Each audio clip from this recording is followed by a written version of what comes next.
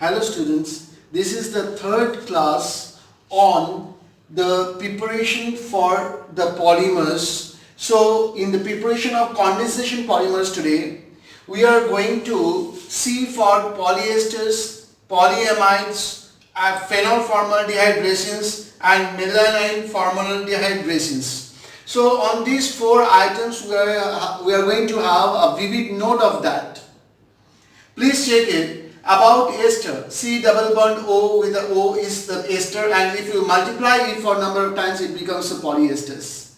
And in polyesters you have the dioxalic acids and diol. So with diol and dioxalic acids, I can take examples with ethylene glycol and terephthalic acid at a temperature around 420 to 460 degrees Kelvin, and this is antimony trioxide and zinc acetate. Under this catalyst, what it happens is there would be a loss of water molecule. There will be a loss of water molecule. H2O will get subtracted out. As I have already told you in condensation, in the previous class I have already told you, in condensation polymerization, there will be a loss of a compound. Usually it is water or hydrochloric acid.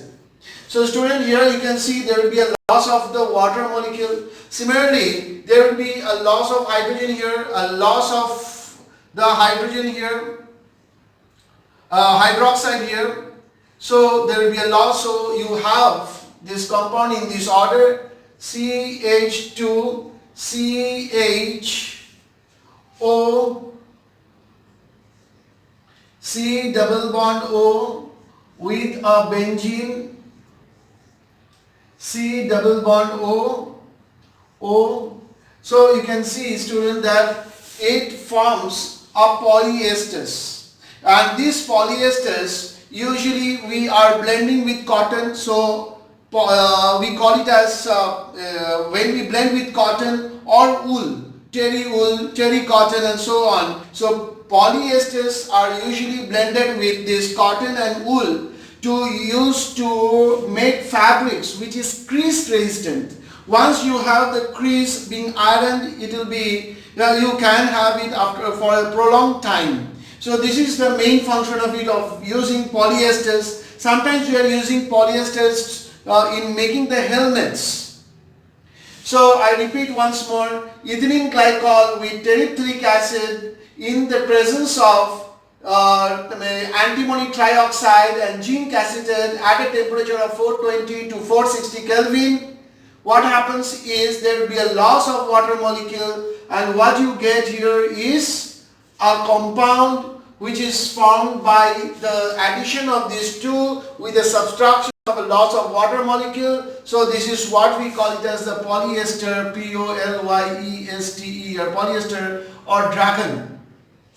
So it is also called dacron. So this is how we are going to make the preparation for the first phase of the condensation polymerization.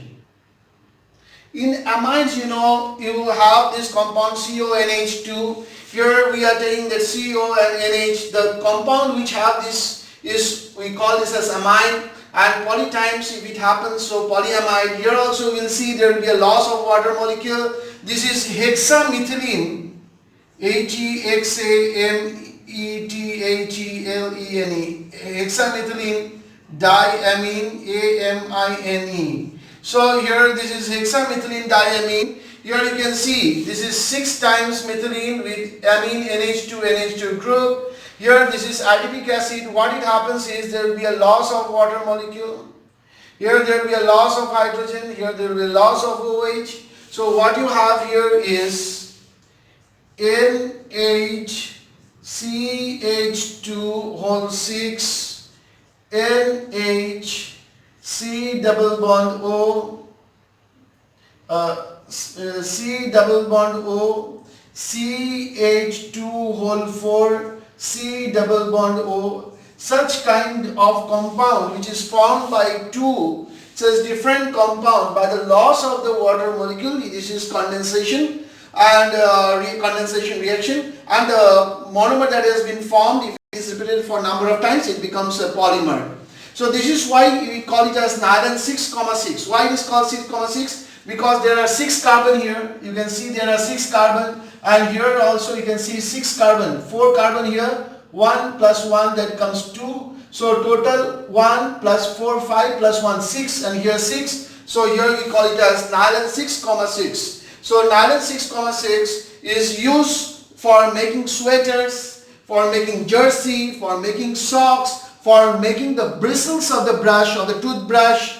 It is used for making climbing ropes, but be sure that you give a temperature of 553 Kelvin with a high pressure around 500 to 1000 atmospheric pressure. So student, when you get diamine with dicarboxylic acid, you get nylon 6,6, and it is soft nylon. You can use for making bristles, you can make for the sweater, socks, for the jersey, for making nylon, like sweaters and all. So you can make on that. For nylon 6, we take usually cyclohexane, and when we oxidize it with strong oxidizing agent like copper oxide or P2O5 or with KMNO4. So we get it with an oxygen, and with the oxime it loses the water molecules to form cyclohexane oxime. Cyclohexane oxime with concentrated sulfuric acid, it forms caprolactam. So student, you see this is caprolactam. At end you can see there is CH2, CH2, CH2. This these points are noted with CH2, CH2, C double bond O and NH. Now when you are heating to a temperature of 543 Kelvin, there would be a break at this very point, and it opens. So if I open here, what the figure comes, let us see. This is NH, C double bond O, and CH2, the whole 1, 2, 3, 4, 5, and C double bond O. This is how it comes. So student, you can see that it is forming, this is forming nylon. It should be here NH, sorry. So it becomes nylon 6. So here NH and then CH2. As I have already told you, if you make a cleavage here, so you have this nitrogen with a hydrogen, and then this CH2 whole 5, 1, 2, 3, 4, 5, followed by C double bond O. And so if you break open, if you just open it, you get this figure. This is what we call as nylon 6, because there are 5 carbon plus 1 carbon is 6 carbon. So from cyclohexane with oxidation, if you oxidize it, you get this double bond O, and with the oxime it forms cyclohexane oxime. With concentrated sulfuric acid it forms caprolactam at a temperature around 543 Kelvin. And when you just boil with water, what it forms is they undergo a cleavage at this very point. They break open and they get tear it up, and they form a bond forming with NH, CH2 whole 5, C double bond O. This is what we call nylon 6. And you know students, this nylon 6 is quite hard enough, and it is used for making the fibers meant for making the tires. So the tire cords and also fabrics, these are very important because it is quite hard enough. Our next part, if we just remove it to get a clear board for doing the rest, here we will have the phenol formaldehyde resin. This is phenol. I will draw it once more. This is phenol. And here I will use formaldehyde as HCHO. Instead of writing HCHO, I would be writing as CH2O. For time being, I will be writing it as CH2O. Now, in the presence of either acid or alkali, any one of it, So in the presence of acid, usually we go for making acids. Here what it happens is, there comes a hydrogen, the hydrogen passes over here, joins with oxygen, keeping a bond open, and it forms here OH and CH2OH. So what happens? A bond remains free, hydrogen comes and joins with oxygen. Now in this process, if we go on for polymerization, so student, just check it once more. This is OH and there is CH2OH, and remember, at every point there is carbon and hydrogen. So here the hydrogen, here the hydrogen. So this hydrogen takes this hydroxide, and there will be a loss in the water molecule. With the water molecule, this is polymerization, and it forms here OH, CH2, again OH, CH2, again it just go on building a long chain. This is what we call it as the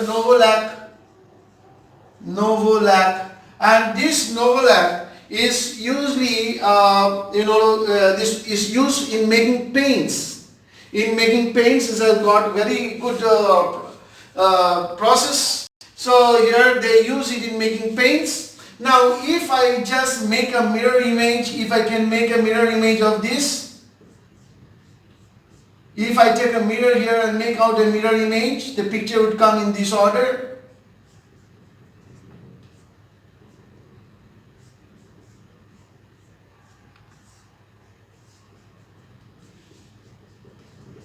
A picture would come in this order. Now, if I take another more chain and join up with CH2 so in this way, if it is counted for n number of times, so if I do it for n number of times the entire thing, this is what we call as bakelite. This bakelite, sometimes if the number of chains are less, it is used for making glue in binding the laminated wooden sheets. So like there are like fevicols and all to laminate, to stick, that can use as a glue to stick the laminated frameworks. We are using it. You can use it in making varnishes, and when the number of these chains increases, it is used for making bakelites, hard bakelites, which is used for making pressure cooker handles, switchboards, and so on. And tabletops, some Sarmica, you can see those are used for by the help of this bakelite. This is the last part of the preparation of the condensation polymerizations. So here the fourth and the last point is about the melamine formaldehyde resins. This is what we call as melamine. So this melamine, when it reacts with formaldehyde, I have already told you of writing HCHO, instead of writing HCHO, I have written here CH2O. And here this hydrogen, it joins here with oxygen and forms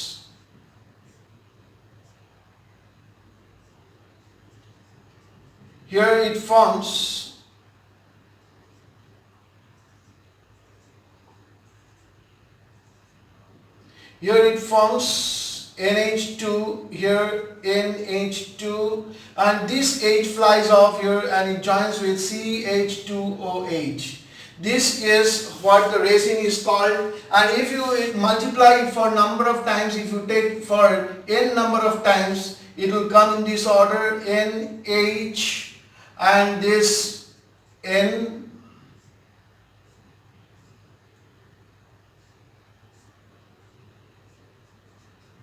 NH2, N, and so on. So it is NH, CH2, this OH, and here one H, it flies off here, it forms because there will be a loss of water molecule, So this CH2, and here this is what we call for n number of times, It is called as melamine formaldehyde resins. It is used for making unbreakable crockeries. So if you make it to fall, it's quite hard, but it is also quite flexible. It is not going to break, it is not brittle, so it is used for making some hard crockeries which is unbreakable. So melamine formaldehyde resins,